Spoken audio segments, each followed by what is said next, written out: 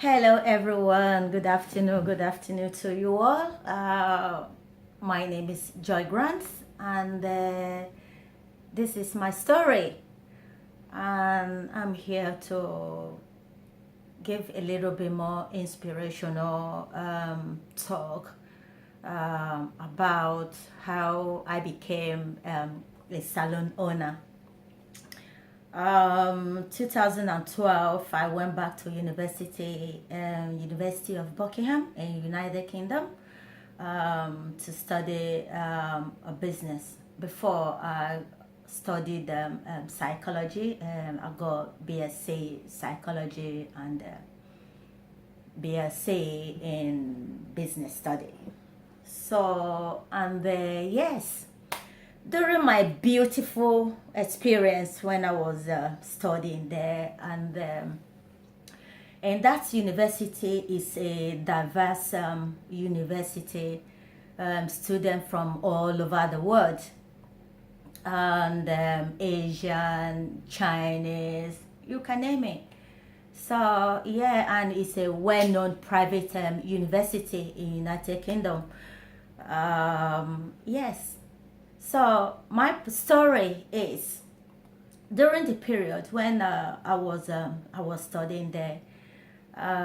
Many students often come to me and say, "Hey, Joy, oh, where do you get your hair done? Where do you get your hair done?" I said, "Well, I've got a stylist that normally do my hair in town that I live." Sometimes I will take some of the students with me whenever they want to get their hair done to my stylist to help them to get their hair done as well and look fabulous. So, and yeah, and during the time I found out that it was quite a big problem, most especially to Afro-Caribbean student in there, and but the white student are not having that type of problem because there is a white salon in that town. So, and along the line, I start thinking, oh, why could I do this? Why can I not do that? And probably look for a way that could make our student a little bit more okay, have a place to get their hair done without traveling, without having to travel far to get their hair done, no matter what they are doing. Even though they are doing wash and blow dry, they have to travel. It's a lot of pain, a lot of expenses. But what if we could provide something that would make their experience being at the university more enjoyable by bringing that type of service in the Buckingham? So I now started to think a possible way I could make it happen. And my first option was to speak to other white salon in that town. If possible, they can collaborate with Afro stylists that could help our Caribbean student to have their haircut. And I visited many salons in the town where the university is. Unfortunately, it wasn't happening. No one was accepting my proposal. But the one that really struck out for me, though, I still remember the horror in my face. I went to one salon to tell them if possible that they can collaborate with Afro stylists, tell them the issue we having, because in that town there is no hairdresser that could handle Afro Caribbean hairstyle. One of the lady that run this salon I approached to said, unfortunately, we can't accept your proposal. I said, can I know the reason why I will provide a stylist? You don't have to go out there to provide a stylist that will be working for them, or for the student. And the lady said, well, we don't accept black people here. If black people come in here into this salon, my client will walk out. I said, excuse me? He said, yes, I'm sorry. I'm afraid that that's not working here. I'm not going to accept that because my client will not entertain that. I was gobsmacked. This is 21st century. I was absolutely gobsmacked. I couldn't even believe it, that something such is still existing in our midst. Then I said, okay, thank you. I left. I went with one of my colleagues, Filipina lady, and two of us couldn't believe what actually happened that very day. And we left. So the next day, the thought from the lady was still ringing on my head, still ringing. I thought, what the heck just happened? I thought, well, I must find another way to make this happen. So I went and approached my that one professor, Nigel Adams. So he is a professor in business enterprise and undergraduates and entrepreneurship consultancy and practice. So he conducted them. He is the lecturer there. I spoke to him all my plans and all that. I've already collected data, know what I want, the reason why I'm doing it. We've got sufficient data that we could set up something in the campus here. The data I've collected is enough. So I found out that 60 to 70% of students that do really need that service, Caribbean, from Africa, from Asian, but the white student, they are the minority, so they are not suffering what other students are suffering, you see. So, and now the second option I've got is to set up the business, the salon, in the main campus in Buckingham University. So I start working towards it. And I spoke to my mentor again. Every time he been so helpful. He know that it's such a good idea to bring something like that in the campus.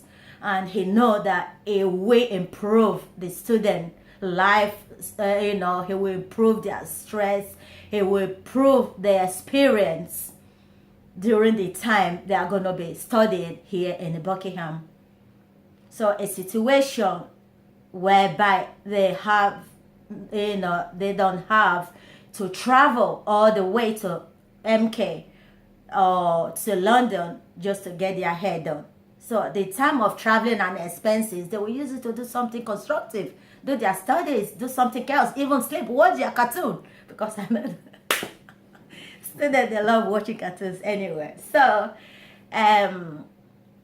my point is that I continue with the process and all that. Start writing a business plan.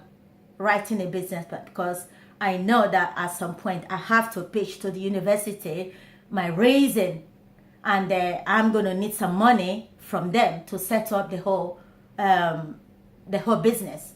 So I wrote my business plan, and this time is about 3 to 4 months to my graduation time. my final year, and I started putting everything together. And yeah, so next I started pitching to the university about my idea and the reason why we need this type of establishment in the campus.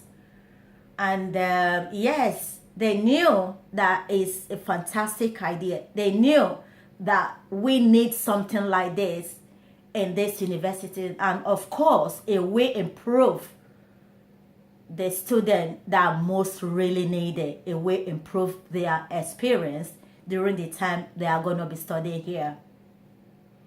Unfortunately though, after much deliberating, after more pitching, this and that, and when it comes to the finances,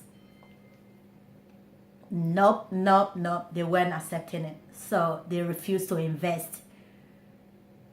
They refused to invest in the business. And I was only asking for £6,000. Then I will contribute £6,000 towards setting up with equipment that is going to be needed in order to run the business efficiently. So the £6,000 should have been towards the renovation and all that, but unfortunately it never worked out. But never mind, I never gave up. That even gave me more strength to continue, more determination, because every day I have to look at this student.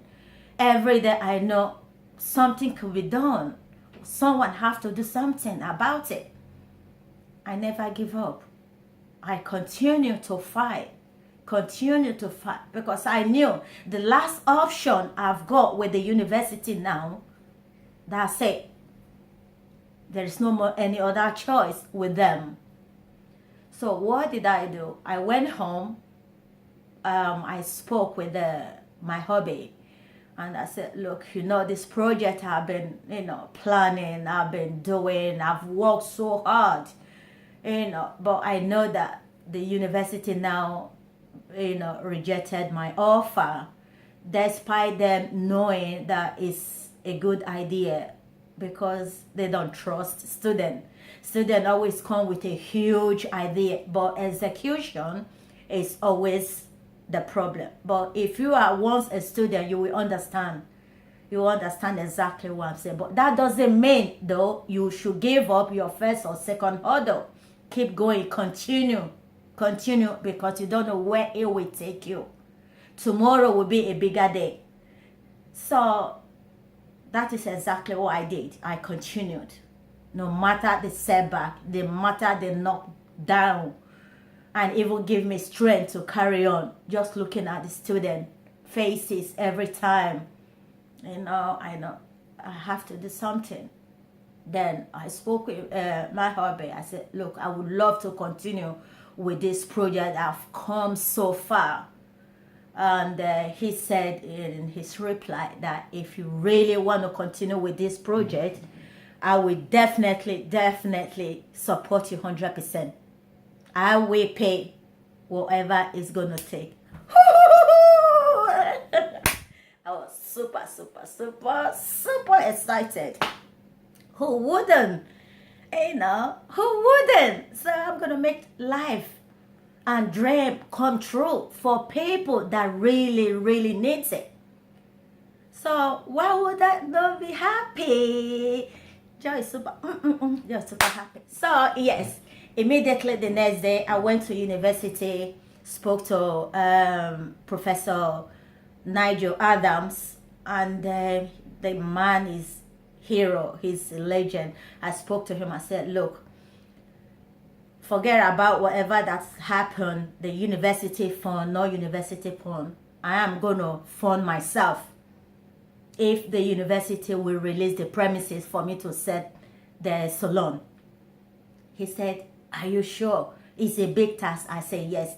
University, as long as they release the premises, they should leave the rest to me. I will handle the rest. He said, it's a huge project. I said, never mind. They have nothing to lose. So if I succeed, fantastic. They will take the credit. If I fail, great, it's my money. I won't complain to no one. At least I tried. If I didn't try, that would have been a history. That would have been another talk. But I continue trying. Then now my professor went to the board meeting on my behalf, and the next day he rang me that my proposal had been approved. Again, so I was super excited. Now back to work. Then I start thinking, what will I do? Because I know it's going to be a huge challenge. I have to do something. This is a new territory for me. I've never run a physical hair salon before. So there is going to be a lot of challenge. Then I managed to get my degree. Then went back to cosmetology school. I acquired 2 certificates. You can see. Acquired 2 certificates. So this is one of them. Acquired 2 from cosmetology school, and which I'm very excited. And every time I throw myself at work, I work so hard to make sure the dream come true, to make sure people will come to the salon and have fun and feel at home. So yeah, and that is it.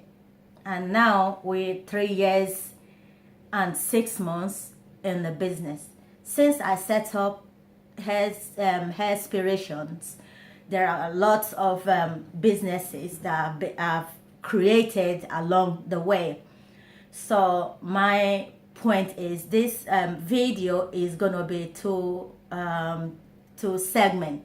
So one, the second part of this video, I will be introducing Hairspiration to you and the project to doing, how the project's Hairspiration is helping many students, how Hairspiration have give me another platform to do what I really want to do, charity work, expanding my horizon, and how I've used Hairspiration experience, you know, to help other students that come in, most especially attend seminars. I've been working with undergraduate students, working with postgraduate students on how, you know, to manage themselves, how to make their dream come true, never look back. So in that process, in the second part of the video, that is where I will explain to you guys